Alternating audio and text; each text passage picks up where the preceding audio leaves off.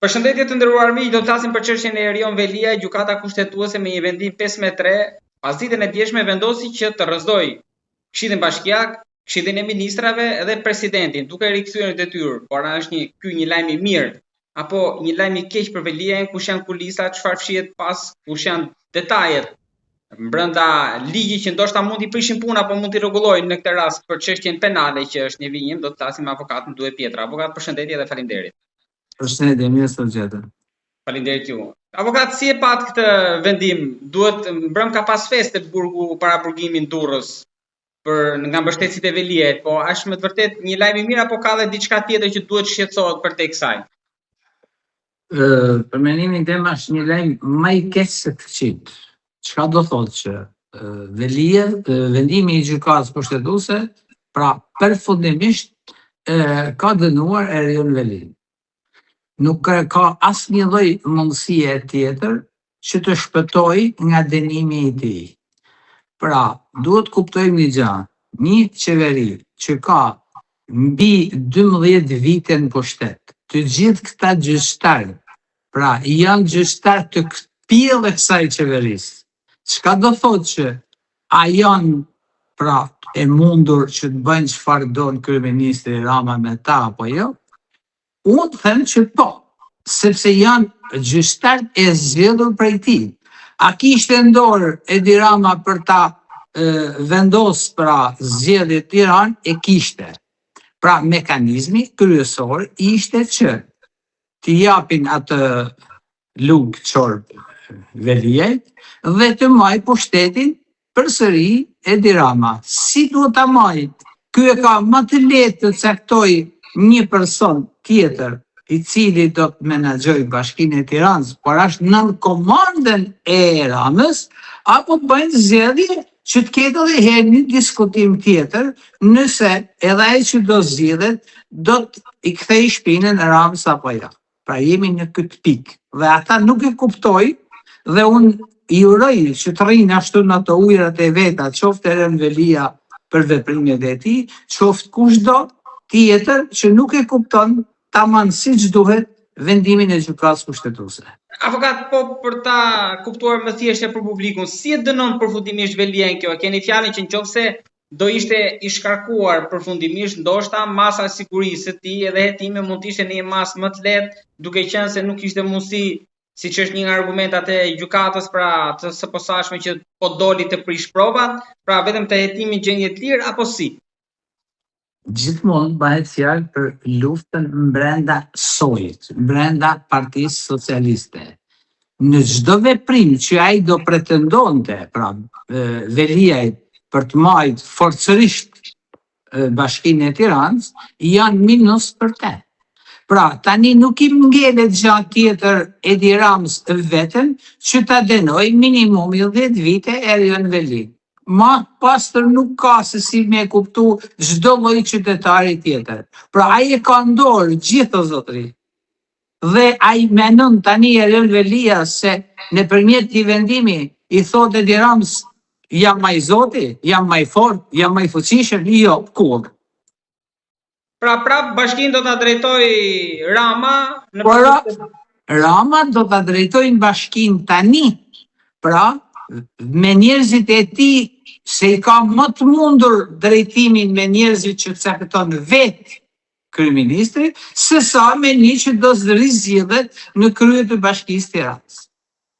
Pra kupton filozofinë e tij. Kjo është manovër e Ramës për të bërë këtë veprim. Le të thonë çfarë don ata, që gjykata kushtetuese dha në bazë ligjit. Jo, po ta them edhe unë që tani në bazë ligjit nuk ka dhënë asgjë, ka dhënë bazë kërkesës së Ramës dhe jo në bazë ligjit. Po në bazë ligjit do ishte i shkarkuar në gjykimin tuaj, pra nëse do ishte tamam, do funksiononte ligji. Do ishte tani që të flasim realitetit, edhe logjika më njerëzore, a mund të mahet peng Bashkia e Tiranës?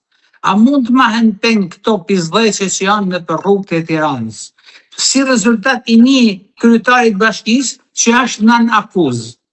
Mund t'jesh nën akuzë, po t'jesh jashtë, pra të shkosh për ditë tek puna, Po kryetari i Partisë së Tropojës që mori Veliaj si shembull, që qëndroi arrest shtëpie gati 11 muaj, qëndron si argument?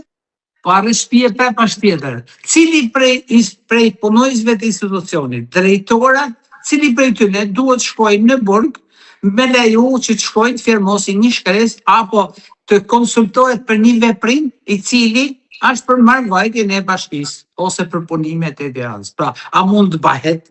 Se po t'ishte ashtu atë, më mirë shkojnë gjithë në burg e të bëhen veprimet në burg për ne që jemi jashtë. Po nuk kemi vendim të formës prerë, do thonin ata para tjetër.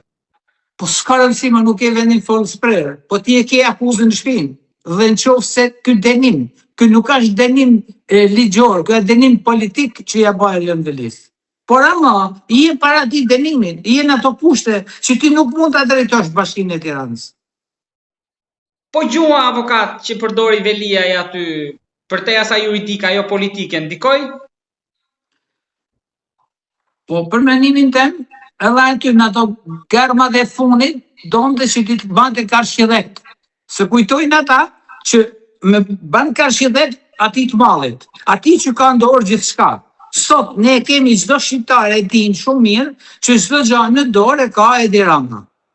Qoftë policin, qoftë prokurorin, qoftë gjykatat, qoftë çfarë dush e ka dorë. Lodhen këtë tjerë që thonë që jo, ka është ligji, nuk ekziston ligj përveç asaj që flet Edi Rama.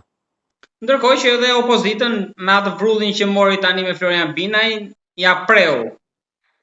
Po, janë një gjë, në qoftë se ka pra regjisor kush më të mirë, as Hollywoodi nuk e ka, si e ka Edi Rama.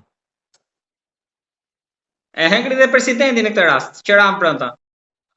Po presidenti ishte kukull se ja kanë hedhë gjitha kompetenca dhe çdo gjë ajo kot formalisht, vetëm që ai algoritma kur punon roje natë në një spital, presidenti i Republikës, çfarë do presin prej tij? Avokat, a ka shansi që të bëshin këto veprime të shkonte Spaku deri në nivel zëvendës kryeministri në detyrë, ndryshe nga Metaj, pa ditur gjë amerikanët? Jo, pak e rëndësishme është amerikanë se ne shqiptarët themi që ai huji edhe me shohim me sy tjetër. Ata janë më të poshtër se sa këta tjerë tonë. Për çdo i huj që vjen në Shqipëri, pra si që ishte ambasadori amerikane, si që ishte ajo Këshillit të Evropës, që erdhën zhele krejt, si me kenë gabele rrugash, dhe kur shkun me nga i vil 1 milion euroshe, shkun të veshën dhe të mafun, u pastrun kura ftyrë se gjitha. Pra, ne respektojmë të huajin dhe jetonin. Dhe kjo është gabimi i shqiptarëve. Askush tjetër në botë nuk e ban këtë respekt kuj përveç shqiptarët. Për ta mbyllur me Veliajin, pra fati e tij, avokat, ju thoni që tani ju ngul akoma më shumë thika dhe vështirë të i kanë det. Tani është e pa diskutueshme dënimi i tij maksimal, jo minimal. Po ta them unë shqip dhe mua një mend dhe dënimi i tij është i pashmangshëm. Nëse ai nuk do u krute, si thonë shqip, me këto situata, ai edhe mund ta anashkalonte edhe për 3-4 vjet që mos tjetë në politikë, tani përveç dënimit do marrë dënime alternative të tjera, të cilët nuk e lënë do të hyjnë në politikë. Ndërkohë që Bashkinë do vazhdoj ta drejtoj Rama, në qoftë se do vendoste ndryshe gjykata kushtetuese, Rama pra nuk e kishte mundësinë që ta drejtonte Bashkinë me njerëzit e tij, por do zgjidhte një person tjetër i cili do kishte edhe ai ato mosmirënjohjen e vet siç e kishte edhe Veliaj. Po të marrim një skenar, Ogerta Manasiliu mund komandohet nga Rama, ka ndonjë formë, në një mënyrë? Çfarë do të bën ai? E ka ligji, nuk e ka Rama.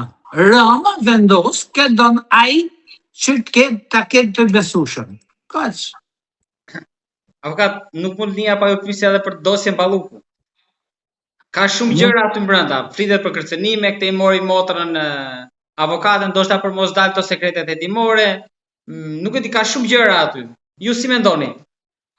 Unë them që deri tani, se çfarë ndodh është tjetër gjë.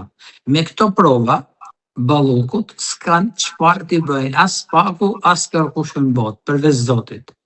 Por, në qoftë se do ketë gjëra të tjera të cilat po mundohen t'i grumullojnë, po mundohen që gjithmonë lufta politike që bëhet gjithmonë e mërshme, mundohet si me kanë t'ju lujt shah, pra jep mretneshin, jep një torë, jep një kal, në kuptimin e fjalës, pra është lojë. Dhe politika këtu është lojë sepse Edi Rama lët me 83 mandate. Çka do thotë që është lojë e pastër, lojë e kollajt e tij për ta lujt shahun. Pra, dhe kjo nuk bëhet pa dijenin e Ramës. As nuk diskutohet fare. Pra, nuk mund të thonë edhe ata studentat e parë shkollës juridikut e kuptojnë fare mirë se çfarë loje po bëhet në politikën shqiptare. Dhe lufta që bën, pra për të josh me misër, si thonë, si u hell pulave, ishtu i hell Edi Rama P2 misra, kokra misrit dhe shkojnë mas kokrave të misrit dhe se kuptojnë bot as P2-ja se çfarë po ndodh. PD-ja po bëhesh e gati tani, më duket do nis protestat para zyrave të Ballukut, si në rastin e Veliajt, me shpresën që sikur rrëzoi atë, do rrëzoi edhe këtë. Atëherë kam një gjë, sepse kur çështja ka shku në prokurori, pra, nuk ka asnjë arsye që të bëjnë protestat. Protestat shkojnë t'i bëjnë të SPAK-u nëse donë, se nuk bëhen protestat të kryeministria, se nuk është institucioni i kryeministrisë që arreston as Ballukun as kënd. Por ama institucioni derisa ja ka lënë SPAK-ut, ja ka mëll gojën, unë po të them që regjizori i Edi Ramës është njeriu më i fortë që ekziston sot për sot. Po regjizori do ta mbajnë detyrë njëri të pandehur që është numri 2? Po nuk është më është akuzë. Pra, ka një kushtetut, ka një ligj, derisa nuk je i denum. Pra, dhe nuk ka arrit që të kapi një provë që ti të merresh që SPAK-u të marrë një mas tjetër për Ballukun. Pra nuk ka provat e mjaftueshme. Dhe derisa nuk ka provat që të kërkojnë arrest në shtëpi ose arrest në burg, nuk mund të bëhet asnjë veprim tjetër. Ajo është një lloj si një qytetar tjetër të cilin SPAK-u po bën vetimet e veta. Nëse SPAK-u arrin në një konkluzion që po tani duhet se po na fshefin provat ose po bën diçka tjetër, atëherë SPAK-u mund të marrin masa. Por me këto prova nuk e merr dot për Ballukun, kjo është çudia. Po, PD-ja thotë që tani kanë filluar të kopësisin dhe letrat për tunelin e Llogaras, pasi dolën denoncimet, pra akuzon se nuk ishin provat, nga dyshime pra. Po tani derisa është numri 2 i qeverisë, ata do ja etiketojnë të gjitha këto Ballukut, por prap se prap është njëjtin potencial siç është me tjerët. Pra ju thoni avokat që fati i saj do jetë ndryshe nga i gjyshit, nuk do me drejtësinë. Për mua, unë po them nga nuhatja ime juridike, pra atë mund bëjnë çfarë donë, mund ta vrasin. Por ama, për ta futur në burg se thësin do, për këto prova. Po klanet avokat brenda PS-së, ai Veliajt po ta quajmë sigura, tani i Ballukut është duke u lëkundur. Kush po e sulmon këtë të Ballukut, apo është vetë ajo që tha Rama që i lëviz fijet e gjitha?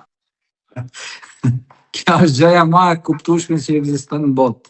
Pra, nëse do bien disa gur nga qielli në Tiranë, në Lagjën X, njësim bashkëkohës vetëm kur të vinë me ra mbi kokën e personit, atëherë vend dy durët me kokë. Por tani e ka shumë të pastër situatën. Pra, nuk është se goditet Rama në këtë rast. Rama po ju mbyll gojën nëpërmjet këtyre veprimeve. Por mos mendo që Rama mrena P2 nuk i ka njerëzit që ja japin çdo lloj informacioni. Se janë shqiptarë. Janë shqiptarë dhe shqiptarit qetë për 2 minuta, për 2 lekë. Ne e kena të provu me vllaj me vllain, motra me vllain, vllaj me motrën, gjitha i kena të provu me këtë gjëna. Spiondheku që është në Shqipëri, është gjithmonë i pranishëm në çdo parti politike. Çdo parti politike ka spionat e vet tek partia tjetër. Edhe diçka kam avokat, po regjizori vet ka rrezikon nga njëra anë që mund të vinë diçka apo nga jashtë apo nga brenda apo flej qet? Ata thonë që regjizori është nga Izraeli, kështu që është qifot, tani se çfarë mund ndodh nuk e di. Po, derisa Izraeli drejton Amerikën thuaj, kështu që edhe ky është i qetë. Në qetë. Avokat, falenderoj shumë për bisedën. Falenderoj juve.